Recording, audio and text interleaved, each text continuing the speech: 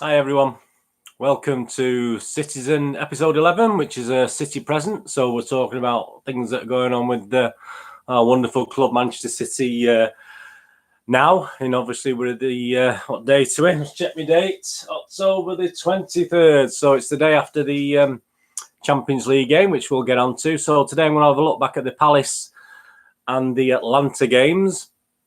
I'm going to have obviously there's another new podcast come out last week, a brand new one. So from an established place. So I'll be talking about that, plus a couple of another vlog that I'm obviously sort of on as well now at the moment. So if you're watching this, you're either watching it on Bernardine YouTube Citizen blog, or you may have found me through City Fan TV, which obviously I hope is hosting these vlogs as well. So thank you for Ray at that, and I'll be talking about another thing later on in today's little magazine program on City, and we're doing a preview of the Villa and the Southampton games, which are coming up quite soon.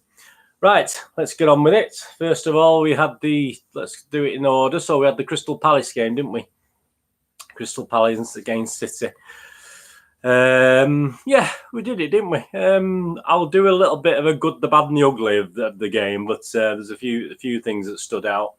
We did manage to win that game. We looked well up for winning it. We played really well. He Pep threw a little wobbler into with Rodri and Fernandinho at the back. There's his first attempt. Anyway, we've obviously gone on to other things, haven't we, since then? But yeah, I mean, 29% possession for Palace, 71% to us, which is pretty what you expected. Palace had 7 shots, 2 on target. City had 21 shots, 10 on target. That's not bad, actually. We usually do about 33% on average. So nearly 50% shots on target, which is obviously a little bit better from us. So if you're going to talk about the good, the bad, and the ugly, the good have to be the goals, obviously. I mean, two absolutely superb goals. I mean, it was all a bit scrappy, wasn't it, till the first goal went in. I don't think City had really, we dominated possession, but we hadn't really created that much. And a great cross from Bernardo. And obviously, Jesus, as any good striker, uses his shoulder to head it, and his shoulder. So any good striker does that. You ask any striker, they're not bothered about. They can go in off the bums, and they're not really bothered, really, as long as it goes in. It's not in off an arm or something like that this day and age. But yeah, it was there. Nice goal, and obviously the fact it did hit his shoulder probably helped the ball. And sometimes when you kick a ball cleanly or head a ball cleanly, it sometimes goes where the goalie can save it. But obviously, if it's another part of your anatomy as well, then there's a chance the goalie's just as confused as you are, obviously. So yeah, that was a nice goal. And obviously the second goal, the Sterling dink, was absolutely amazing. I mean, more or less we thought perhaps game over then, did we? So I mean that was the good bits, wasn't it, in the first half? 2-0 up. We always want a third, don't we? We're greedy because we know it's City, isn't it? We always still have a tendency of letting one team sneak back in at just a couple of goal difference. So obviously 2-0, bit more comfortable. Obviously the players. I mean, still David Silva was absolutely sublime, and Ederson. What can you say about Ederson? I mean, I'll mention him again in the Champions League game at Atalanta last night, but against Palace, well, he's come on leaps and bounds, hasn't he? I mean, I think the fact that Bravo's actually improved a lot has put that little bit of pressure on Ederson. So he's actually learning to do a bit more than just his footwork now. I mean, some of the, he has done saves in the past, but he seems to be coming up with quite a lot of these point saving saves, which obviously any good team needs a keeper who can do that. So he has done it before, but obviously he seems to be pulling these out all the time now, just when we need them. The other good thing I like was Pep having a bit of a dig at VAR in his after-match conference, where he asked about Kevin De Bruyne, and he said obviously it was a dive. So he's obviously, like the rest of us, just totally flabbergasted by it all. There's a bit of good and bad, so I've not gone from the good straight to the bad. I'll say the good and bad, and I'll include the referee Anthony Taylor in the good and the bad, because if you think about the high kick, KDB that meant nothing by it. Obviously, you could see it coming over, and he went for the ball. And obviously, I can't remember the Palace player now, but he connected with his face, unfortunately. And the good thing about that was, I mean, because we never really know what to expect from Anthony Taylor. It's funny, isn't it? You see, the higher profile games, he tends to be okay with City, but we always worry about him because of his allegiance with his so-called Altrincham supporter and all his family are Man United fans. So we always have a little bit. So, but I think the higher the profile the game, I think he refs a little bit better because he knows he might get stick if he's seen to favour. So obviously, if we play Liverpool, etc., he tends to be a bit more even, I find, with Anthony Taylor. But all credit to him, he didn't respond to that KDB thing. It was an accident, and even though the Palace players, which I'll get on to them as well, went round him to berate him, book him, or even send him off. Even, I mean, he did the right thing, Anthony Taylor. So that was a good. He didn't respond. He just accepted that it was. Yes, it was a high foot. It was a free kick, but KDB meant no malice at all with it. So that's fair enough. And then you go from that sublime good bit, and then you go to the bad bit, which, if you're never going to see again involving KDB, if you ever see a more clearer penalty than that, where he was barged off the ball by Sarr, I mean, absolutely ridiculous. Again, VAR did its bit. The VAR is not going to come on the side of the attacking teams in the box. It'll alter referees' decisions for defending teams if the referees miss something or it thinks a referee didn't see a foul, etc. But for an attacking team, no, it's never done it, and perhaps it will do one day. Who knows? But hey, to not give the penalty anyway, Anthony Taylor. I mean, it doesn't matter if VAR's there or not. I mean, Anthony Taylor. I'm sorry, that was an absolutely abysmal decision not to award that penalty when KDB was. I mean, I don't know what else. I've seen some bad ones against City players where they've not been given, but that now goes to the top, I think, that one. And the other one, the good and the bad, I think it was Pep's team choice. I mean, it could have been an absolute disaster, couldn't it? But I think Pep knew. I think this is the good. The bad is it could have been a disaster, obviously, but we have to have faith in Pep. But I think Pep knew, and I thought, and I mentioned it in a couple of vlogs, obviously, that Palace are quite negative. They're not gung ho. They're not going to go for the jugular, Palace. So I think he knew that when he put that team out. He knew that perhaps the defence wasn't going to come under the pressure that it may do normally. So I think that came into his planning. Obviously, Roy Hodgson had totally done something different, and we would have been in trouble. But no, I'll put that as good and bad because I was not. You can't say anything Pep does is bad, can you? But it could have been. It was chancy. I think even from his point of view, I'm sure he thought, no, let's go for it. He wants 10 midfielders playing in the team, doesn't he? And he's working his way towards that anyway. The bad, purely bad, I would say probably Roy Hodgson. I just think, obviously, the team he played, I've no problem with his tactics these days. Hang on in there and try and nick something. That's obviously good tactics. Usually good tactics against City.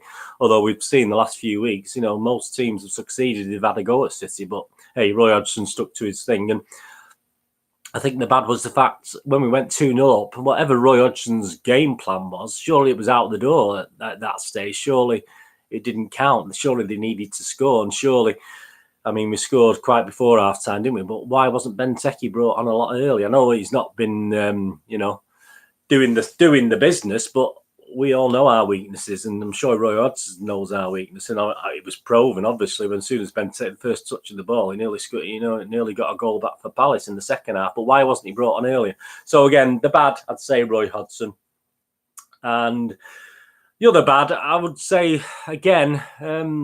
Going back to that Benteke thing, City's defence. I mean, we are just, sometimes on corners. I think I mentioned it to Ray in a chat about the Premier League yesterday. We may as well put 10 sky blue or fruit salad coloured gnomes in front of Ederson because some of the. We just let these as forwards from the other teams get these. I mean, Benteke's a big lad, but everyone was just looking at him. I mean, it was just had a free header. And thankfully, we have got Ederson and who pulled us out of it, and that's great. Thank you, Ederson. But that still has to be the bad. I mean, teams are still looking at that. I mean, I watched Sheffield United the other evening. They pride themselves on free kick corners and free kick sort of plans. So I mean, I dread to think when obviously we might have sorted it out by then, hopefully, but I dread to think when we play Sheffield United. But yeah, I mean, I put that down as the bad. I'm still panicked. I'm still worried to death about corners thrown into the box. Although last night against, it's funny enough, against Atlanta, obviously they did throw quite a few into the box. I think they had about 7 or 8 corners at Atalanta, but we seemed to cope all right. But I just don't think they had any big lads to take advantage. And the only ugly I would say, there's not always going to be an ugly on these things, but with the players, the Palace players whinging and whining and moaning and trying to get City players booked, I don't like seeing that, especially the KDB thing. I mean, anyone can see it wasn't deliberate, and yet the Palace players surrounded Anthony Taylor, you know, doing this, wanting him booked or even sent off, which is wrong. I'm sorry, Palace. I mean, I've no respect for any, you know, and it wasn't just one Palace player, it was 3 or 4 at it throughout the game. There was other bits and bobs with Palace, so I wasn't overly impressed with that. And just to finish, before I finish the Palace game, say it was a good win. As I say, the second half, we should have really gone up. We should have really buried some chances. Sterling was perhaps comes into the good and bad. He had a good game, but his finishing, you know, I'm not obviously after last night. It's a bit ironic, isn't it? But his finishing was absolutely poor on against Palace. So he was a bit of the good and bad because he did a lot of good things, but his finishing was terrible. Again, as our finishing wasn't great, even though we got a lot on target. We didn't really have great finishing. So just to finish off, I always have a quick look at Stuart Brennan's ratings for the game, and the ratings against Palace. I mean, I gave the team probably a 6.5 or a 7 as a whole, which is okay. I mean, 6 is okay, so anything above that. I thought we could have done better. I thought we left ourselves open at 2-0. We needed a third, and we had chances to get a third. You can think back to the cross from, Jesus, where he didn't cross it for KDB. So we needed a third, really, and we do need a third in some of these games because you know, we have got a bit of a make-do defence at the moment. Stuart Brennan, Ederson, 8 out of 10. I can't disagree with that. World-class saves from Benteke and Saha, superb. Cancelo, he gave a 7 out of 10. Couple of slack moments, but he tightened up. Rodri looked like he played centre-back all his life, calm, measured and sniffing danger. 8 out of 10, Stuart Brennan, yeah. I wouldn't give him that high. Fernandinho, another 8 out of 10. Had a wobbly spell after a head blow, but his football intelligence and nature made him a star performer. Yeah, he played well. I wouldn't give him 8 again. I would have probably what did I give him? I would have given Fernandinho 6.5, 7, to be honest with you. Mendy, aimless crosses, but he still give him a 7 out of 10 because he defended well. Ilkay Gundogan to give a 7 out of 10. Struggled to get to grip in the first half, but once City knows ahead, he dictated it. Yeah, I can't disagree with that too much. Kevin De Bruyne, not his best. Real menace, 7 out of 10. David Silva, a quiet game, quiet first half. Brilliant volley finish. Obviously, you give him a 7. I would have given him a 7, 7.5 for the way he took the goal. Bernardo Silva, great cross again for the goal. I don't think he was overly great apart from that. Stuart Brennan gave him an 8. I mean, that's a bit high, I think.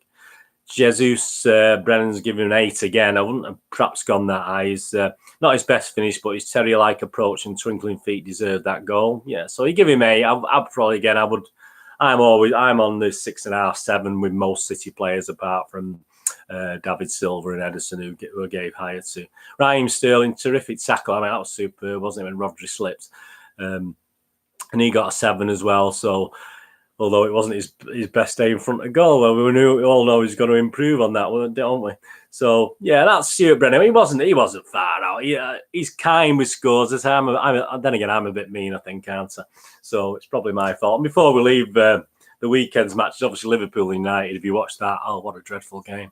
I'm just hope other teams have watched Liverpool. I think Liverpool going to Old Trafford a bit like us at the moment, going to Anfield, aren't they? I know we did a bit better last season, but I think Liverpool freeze a little bit going to Old Trafford, and I don't know why, but they did look ordinary, didn't they? I mean, to allow those to be now 6 points clear of us it's wrong based on what I saw against United. I have seen Liverpool play a lot better games against other teams, obviously mainly, you know, look at the Sheffield United game. They were quite lucky to win that one, weren't they? But no, I hope other teams look at it and say, yeah, Liverpool aren't all that. You know, we can do all right against Liverpool. Right, now on to last night, City versus Atalanta. So I've got the old little programme there.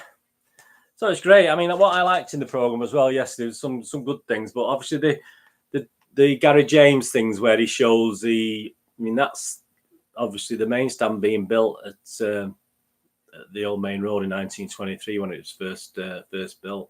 I mean, pictures like that just make it for me. I love as you know, if you watch the City Pass, I love me history things. They have a dream team thing, and Dave Wallace from King of the Kipats give his dream team, which is quite good there, isn't it? Troutman, Tony Buck, Company, Oakes, Pardo, Chewett, Yaya Toure, Colin Bell, Raheem Sterling, Edin Dzeko, Sergio Aguero. So I don't think many of us would argue with that team, would we? That's an absolutely brilliant team. There's a nice piece on Cities. There's a bit of a homage to Italian Job with the miniboat, with the bus. City's Italian Job. So that's a little piece on all the Italian teams we've played over different competitions, even though we'd never played Atalanta before, obviously. There's a new official anniversary book coming out, Manchester City as well, so keep your eye out for that. Try and get hold of that. I might get hopefully someone to buy it me as a present. That'll be really good. And just the last thing in the programme last night, game I was at, obviously the UEFA Cup third round, second leg, Wednesday, 6th of December. Yeah, we'd been to Milan and drew 2-2. I think we were 2-0 up, weren't we? I think that was played in the afternoon. I'm sure I was at school. I knew we'd gone 2-0 up, and I was going home on the bus, and it was 2-2. So I was a bit disappointed because we were winning 2-0, but 2-2 at the San Siro wasn't really a bad result, was it?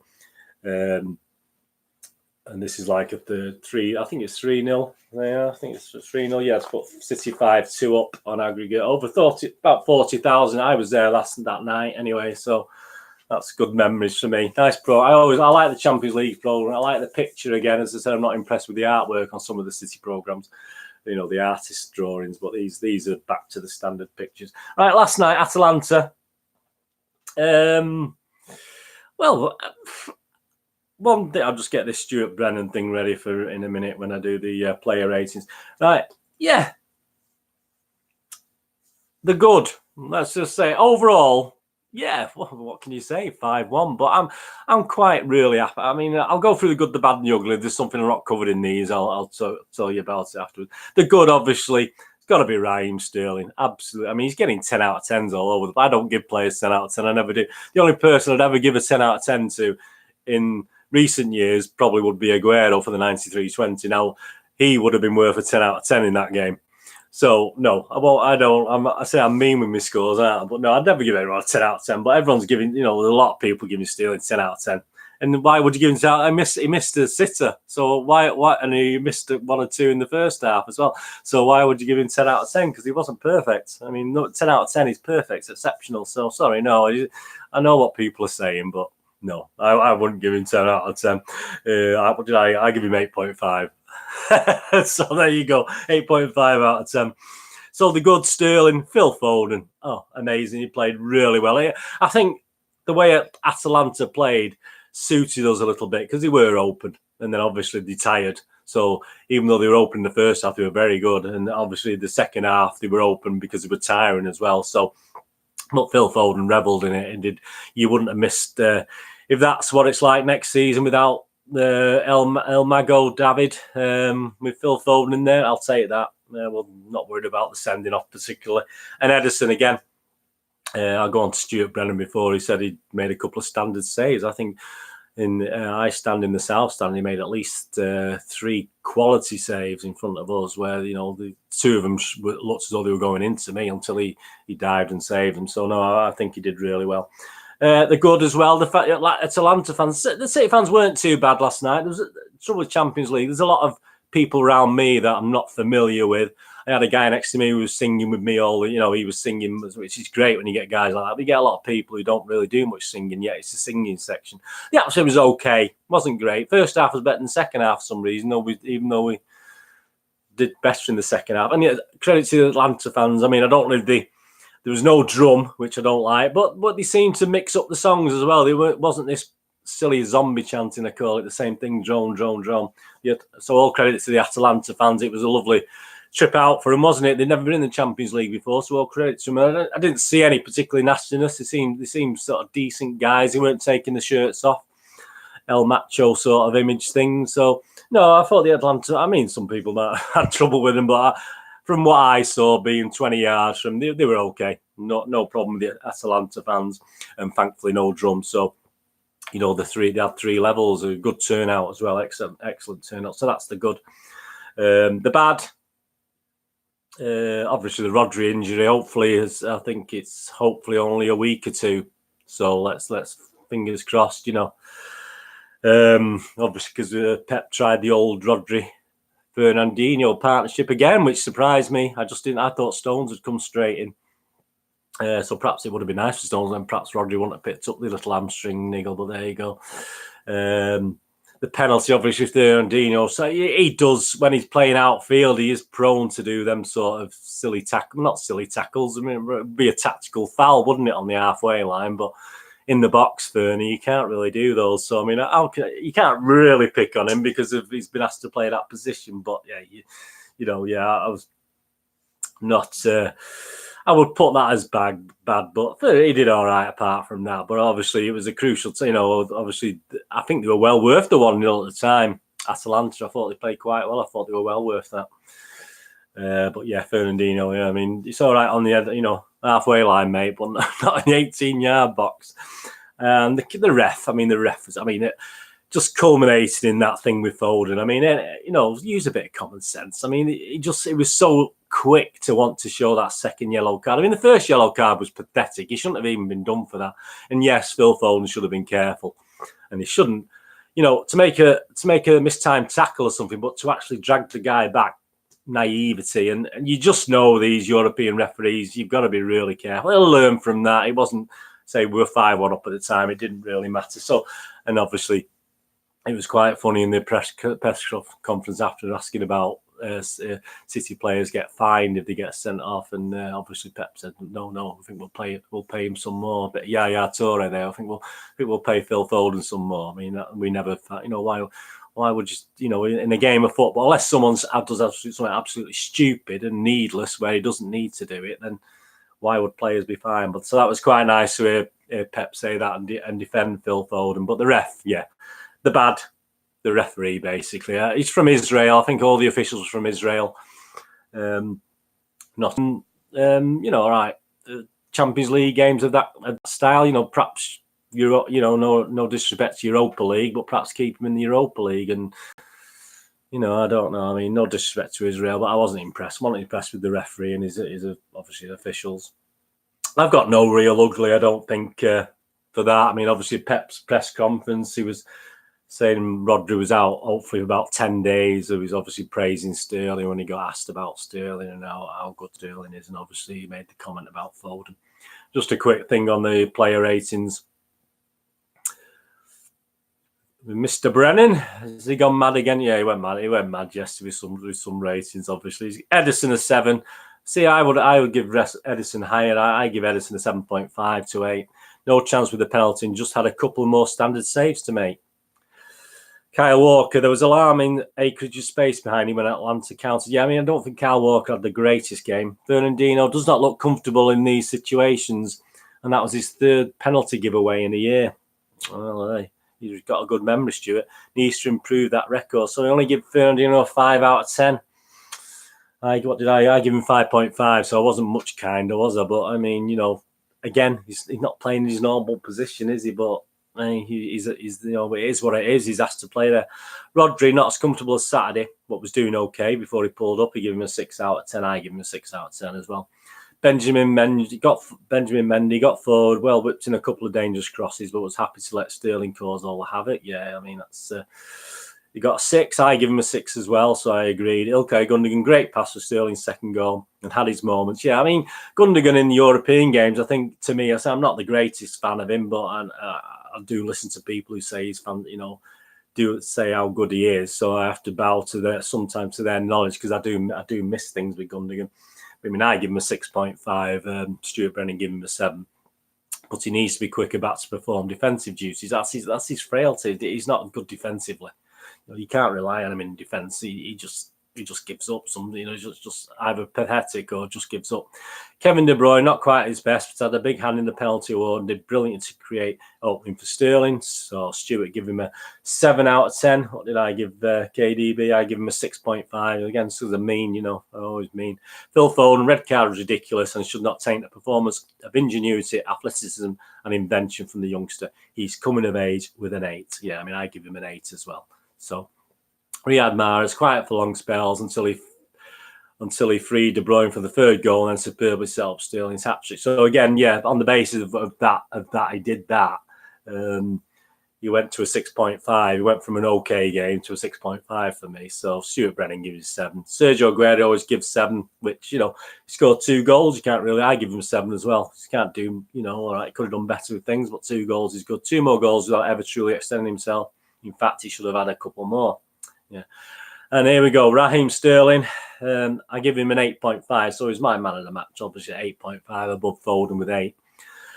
But Stuart Brennan assisted the first, won the penalty for the second, then took the game away from Atalanta with a hat-trick, unplayable, a 10 out of 10. So there you go, Stuart, 10 out of 10. John Stones got a 7. Yeah, I agree with John Stones, a 7 there for that. Yeah, I would agree with that. It's he did a good job when he came on. I thought John Stones, he did really well. But Stuart, 10 out of 10, as I say, I'm not going to give players 10 out of 10. So Stuart can. I know the point he's making. Absolutely. Right, just a couple of things before I just have a quick look on Twitter.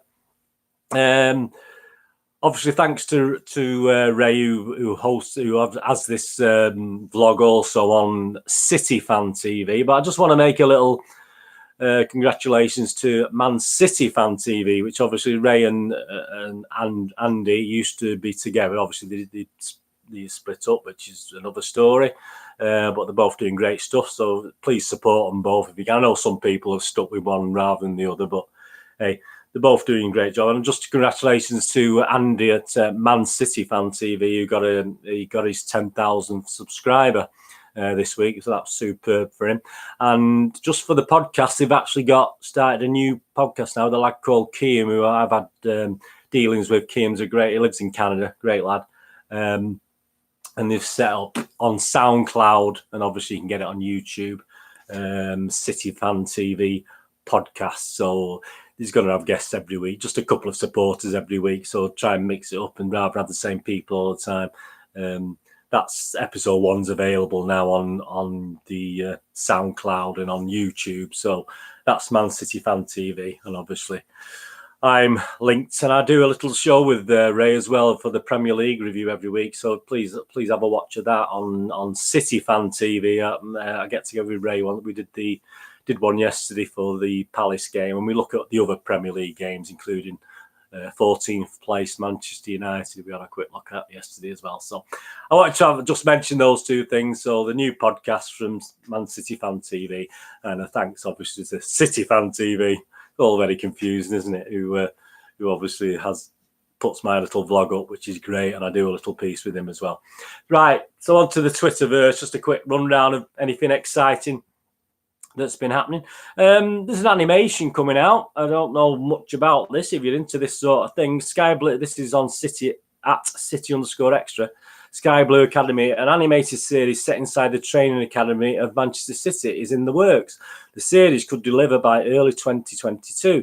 The target demographic is 8 to 11-year-olds and will run 26 episodes of 22 minutes apiece. So it's not April. That just sounds, it sounds really good. So I'll be interested to see what that is. Although I'm not the demographic, am I? So I'm knackered. I can't watch. I'm not allowed to watch that, am I?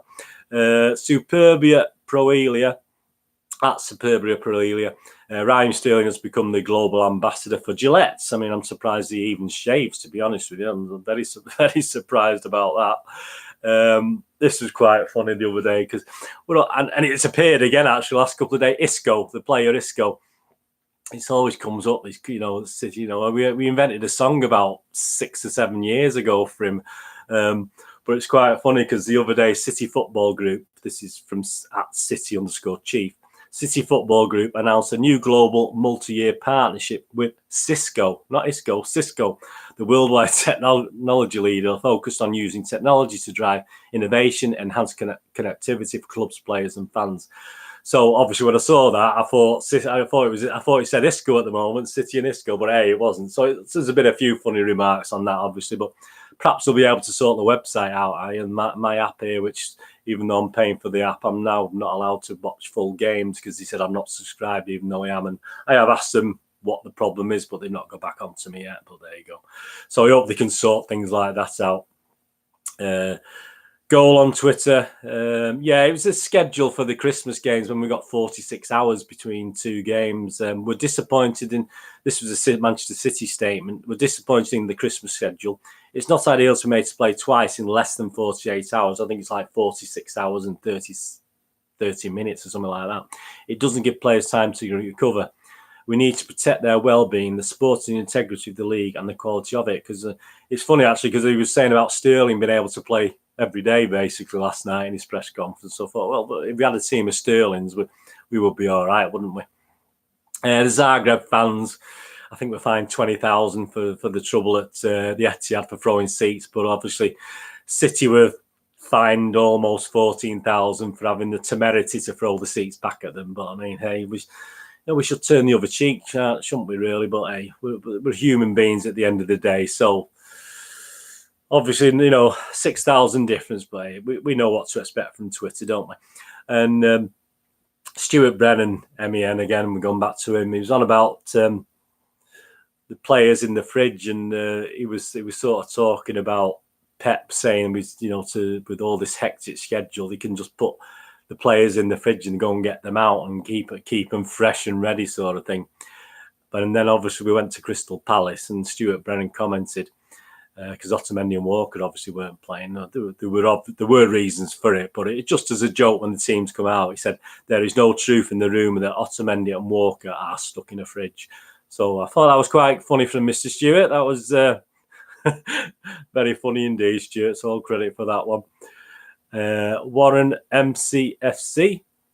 Again, the KDB penalty. The ironic thing about the penalty we didn't get today is that VAR agreed with the ref and that it wasn't a penalty. However, if the ref would have given the penalty, then VAR would have, yep, you guessed it, agreed with the ref. Yeah, so we all know that now. I mean, other teams are finding out, as the time goes on, other teams losing out to VAR now. So a lot of people are jumping on City's bandwagon. And I think we even had other opposing fans saying, yeah, well, City so moan about it all the time, but yeah, they do seem to get a lot, and even other fans have noticed now. So, and obviously a bit Pep did it's diving in his thing about KDB just to rub it in. What's this one? FTBL_George. Crazy how the two best keepers in the league are both Brazilian. Well, I mean, if you're like me, I mean, obviously we grew up with Brazilian teams of the 70s, and the goalies were always pretty naff, to be honest with you. And it is quite funny that two of the top-rated keepers now in the Premier League are actually Brazilian. So there you go. Sergio's been obviously some training things with Sergio, doing various things, and he's a happy bunny at the moment, Sergio. I know he's got a new girlfriend, but there's definitely a spring in his step, and it's certainly not harming him on the pitch, is it? So good on Sterling for that. And just the last thing on last night. Oh, yeah, the possession against Atalanta. I've just got this information. We had 55% possession against 45% for Atalanta. So they did do really well. It's only because they're tired, I think. I was quite impressed with how Atalanta played. I think it's going to be a tough game over there again in a couple of weeks' time. Total shots 15 from City with 10 on target. So again, we're improving the on target rating. That's gone up to like 70-75% now. Atalanta had 12 shots with 6 on target. So again, very good. So yeah, I mean, it was a good game against Atlanta, I must admit, wasn't it? Right, just a couple of quick previews. We've got Villa at home, 12:30 kickoff. Villa currently are 3,500, best price to 1 to win the Premier League. So if you want a quid on that, you'll lose a quid. And the 5th favourites to be relegated. And like all these teams like Villa now, I think they've got to win their own. Home form is very, very important. They've got to do really well in that. I think Grealish is playing well. I think he plays well against the sort of weaker teams. I don't think. I do like Grealish from a footballing point of view. I don't like his hair. He puts me to shame. And, I saw him interview after match of the day the other day, and that was a mean quiff. That was the meanest quiff I've ever seen in my life. But there you go. I was listening to a couple of Villa fans, and they are quite realistic. Like most teams coming to play City, they class it as a free hit. They can't. If they get beat, they get beat. But I think they're going to have a go, which is good for us. Because like Atalanta, they had a go and went 1-0 up, but it's good for us, isn't it? We like these teams to have a go because it frees it up for our players as well. So, be interesting to see what the team is as well. Obviously, Rodri's now out. Obviously, we've got Stones. So is Stones and Fernandinho going to be at the back there for City. I think he'll go strong again, Pep. Obviously, we've got a game next Tuesday.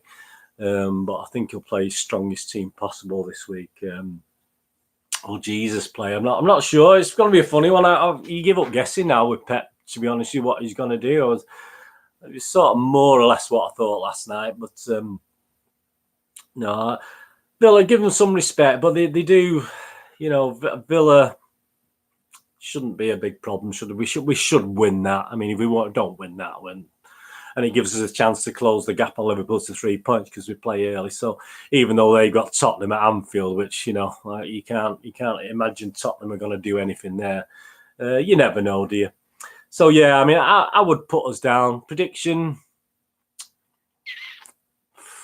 3-0. I'll go 3-0. I've lost. I would have probably said 5-0 last year on this sort of game, but I'll go 3-0. I think they do all right, Villa. They're not too bad, Villa.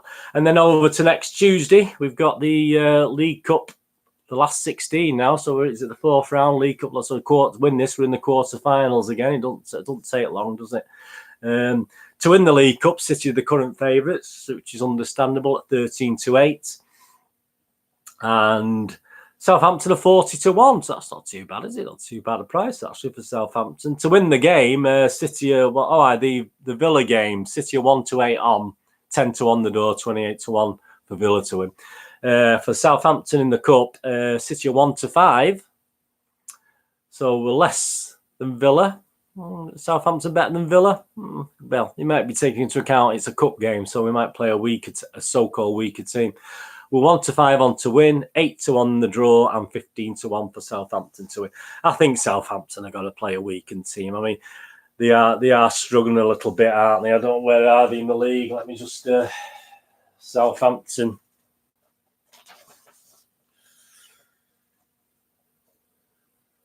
Can't even find them on my list now. Oh, call them the Saints, that's why. Yeah, they're 17th, aren't they, Southampton? They are struggling. Again, the fans are realistic and they know they've got to start winning the home games. I mean, they played Wolves last Saturday, and they absolutely battered Wolves.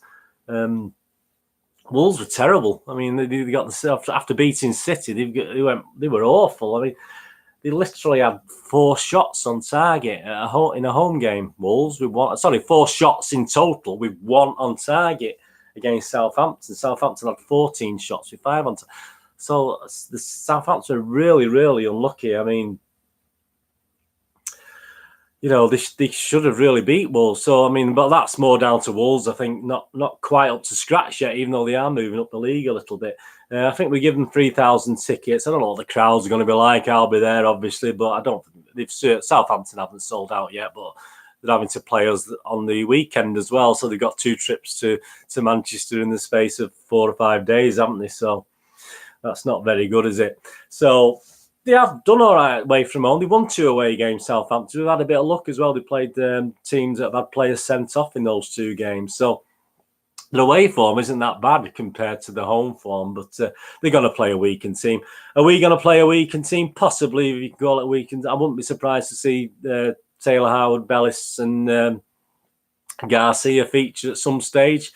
Obviously, he's going to need to rest. Obviously, got no Rodri now, have we? So we're going to have to rest certain players. Obviously, Foden's. Obviously, the sending off only affects the Champions League. I think I'm right in saying that. So I'm sure Foden will be there, but I think we'll have a weaker team as such. But I think Southampton are going to play. I don't think Southampton are going to take any chances. They've got a league game coming up the week, against us. And you know, I suppose you could say, well, they don't expect to win that either, but they're going to play, you know, they're going to play stronger with that surely, because they say they've not been doing too bad away from home. So that should be a good game. The league, I think I'll go 4-0. Again, keep a clean sheet. I think Bravo will be in goal, I think, so that'll be all right to see Bravo. But I'll still say 4-0, even with Bravo. So that's it. Just 40 minutes. Hope you enjoyed that. I'll be back after the Southampton game. I'll do another City present, and will be a City pass due out next week as well for the looking back at November. And I can tell you in November what year as well. You just bear with me. So I'll be looking back at November 1974. So I was 15 years old, and so I'll be looking back at that month and what it meant to City. We weren't a bad little team then. I think we were doing all right in the first division, but I'll be doing one of those over the next 7 to 10 days, and obviously that'll come out before November, and we'll be looking back 45 years. Hey, I'm getting old. Anyway, I hope you enjoyed that. Push the old subscribe button. If you like this and you're into your movies or posters or board games, don't forget on my Bernardine YouTube, my little sister channels where I do everything about movies, etc. So stay on the Bernardine YouTube, stay on this channel. If you're on Ray's City Fan TV channel, go over and have a look at Bernardine YouTube and Citizen Magazine, obviously Citizen Magazines that I've done if you've not seen any of these previously. And obviously my film reviews, etc. on there. So hope you enjoyed that. I'm on Facebook at Bernardine with links to Movie Game Nostalgia, which sort of sponsors this City. This is my love, obviously City, but obviously that moviegamenostalgia.com is my business. So, you know, I'll have a look on there. It's all information on films and DVDs and stuff. Anyway, hope you enjoyed that. That's it for today, and I will be back, and let's hope we get another couple of wins. Let's hope we'll be back through to the quarterfinals of the is it the Capital One Cup? Yeah, I think it's called. I'll call it the League Cup just to be safe. I lose track now. Oh, Carabao Cup, bloody Capital One, man. I'm going back, aren't I? I was looking at something for the Zenith Data Systems the other day. I don't know if you remember that out there. You older ones will. I don't know about the younger ones. Anyway, thanks for watching. I hope you enjoyed that, and I'll see you all very soon. Look after yourself. Look after your family. More importantly, look after all your friends. Thanks for watching. Bye for now.